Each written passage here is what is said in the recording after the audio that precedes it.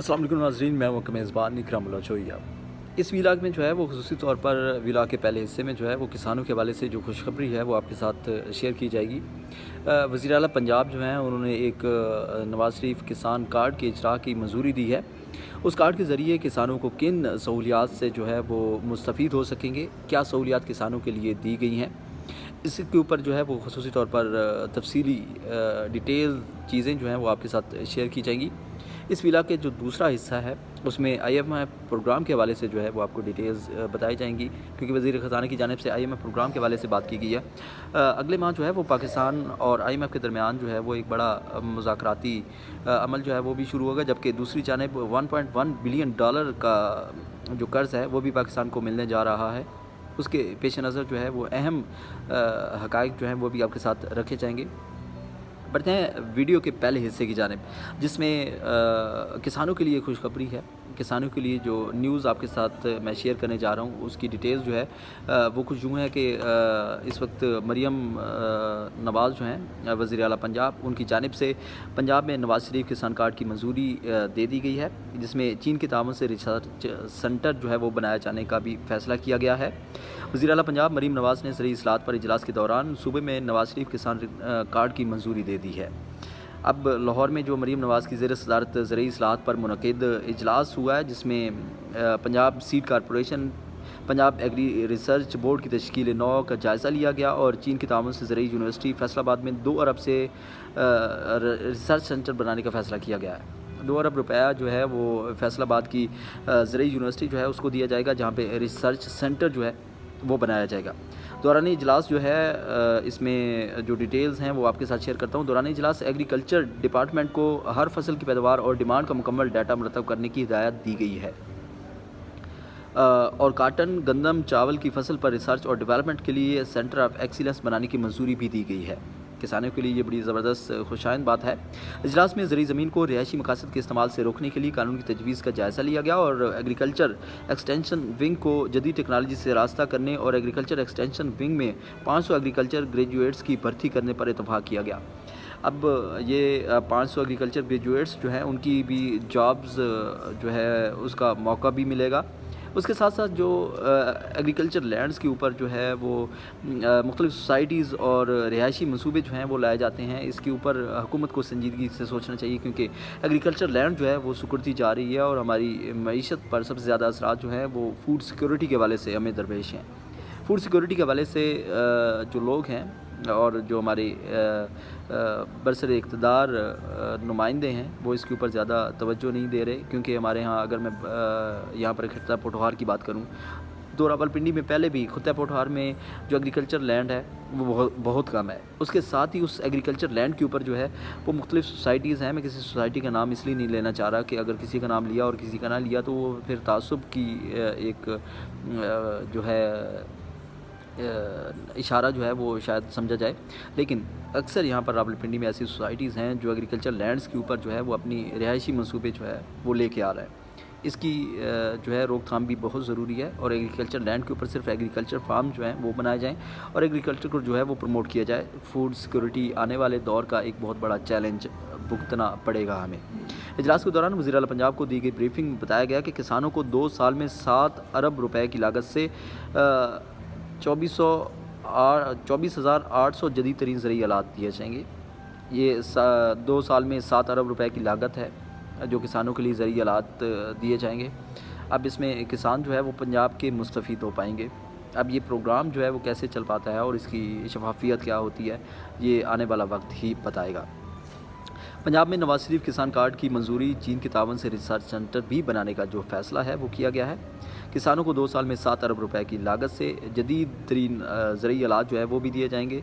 इसके अलावा जो है इस इजलास में जो है मुख्तलिफ़ इदारों के जो एग्रीकल्चर से रिलेटेड लोग हैं उन्होंने उस इजलास में शिरकत की है और इसमें एग्रीकल्चर एक्सटेंशन विंग में 500 एग्रीकल्चर ग्रेजुएट्स की भर्ती करने पर भी इत्तफाक़ किया गया है और नई नौकरियां जो हैं वो भी मिलेंगी।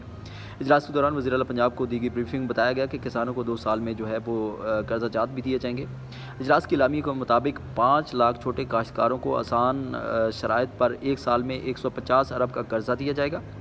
बेहतरीन बीज, खाद, कीड़े मार अद्वियात की ख़रीदारी के लिए 30,000 फ़ी एकड़ कर्ज़ दिया जाएगा। جعلی زرعی ادویات اور کھاد کی فروخت روکنے کے لیے ایکٹ میں ترامیم کی جائیں گی۔ جاری اعلامیے میں بتایا گیا کہ نواز شریف کسان کارڈ کے ذریعے مختلف اقسام کی سبسڈی بھی دی جائے گی۔ پنجاب بھر میں نجی شعبے کے اشتراک سے ماڈل ایگریکلچر سینٹرز بنائے جائیں گے۔ سینٹر میں جینم سینٹر، جرم پلازم، ریسورس سپیڈ بریڈنگ اور کلائمیٹ چینج پر ریسرچ کی سہولت ہوگی۔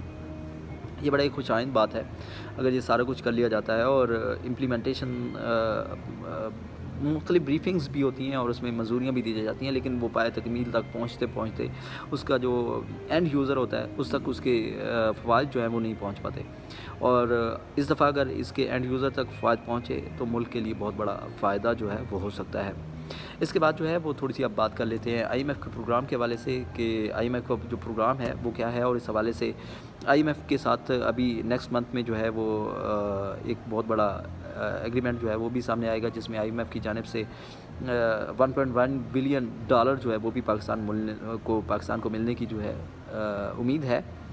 اس سے معیشت پر کیا اثرات ہوں گے، اس حوالے سے آئی ایم ایف کے بڑے پروگرام میں جا رہے ہیں، اور رواں مالی سال ہی معاہدے کے خواہشمند ہیں۔ وزیر خزانہ کی جانب سے یہ بیان سامنے آیا ہے، جبکہ وزیر خزانہ محمد اورنگزیب کا کہنا ہے کہ عالمی مالیاتی فنڈ آئی ایم ایف کے بڑے پروگرام میں شامل ہو رہے ہیں۔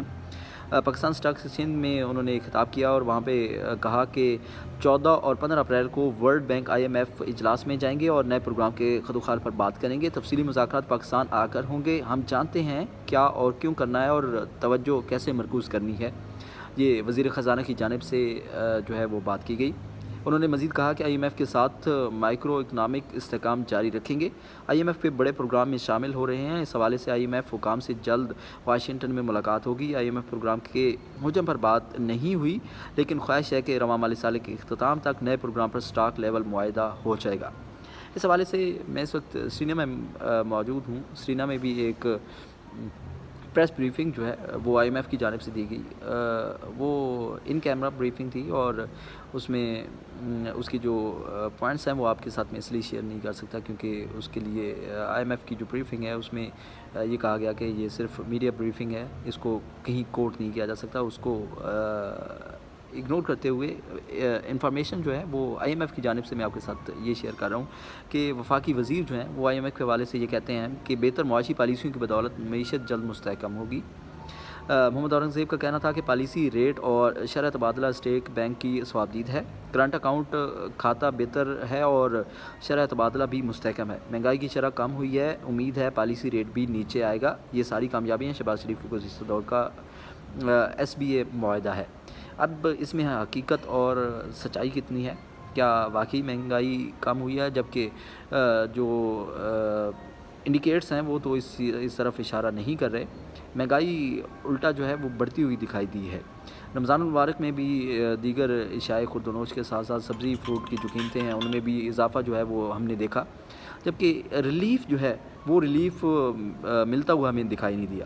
اب حکومت کی جانب سے یہ جو باتیں کی جا رہی ہیں اور آئی ایم ایف کے ساتھ جو قرض کی بات کی جا رہی ہے، ہمیشہ سے ہم نے یہ دیکھا ہے جب بھی آئی ایم ایف کی جانب سے قرض دیا جاتا ہے تو اس کے بعد مہنگائی کا ایک بہت بڑا طوفان آتا ہے، جس میں بجلی اور گیس کی قیمتوں میں اضافہ ہوتا ہے، اور ان بجلی اور گیس کی قیمتوں میں اضافے کے بعد جو ہے مشکلات عوام کے لیے مزید بڑھتی ہیں۔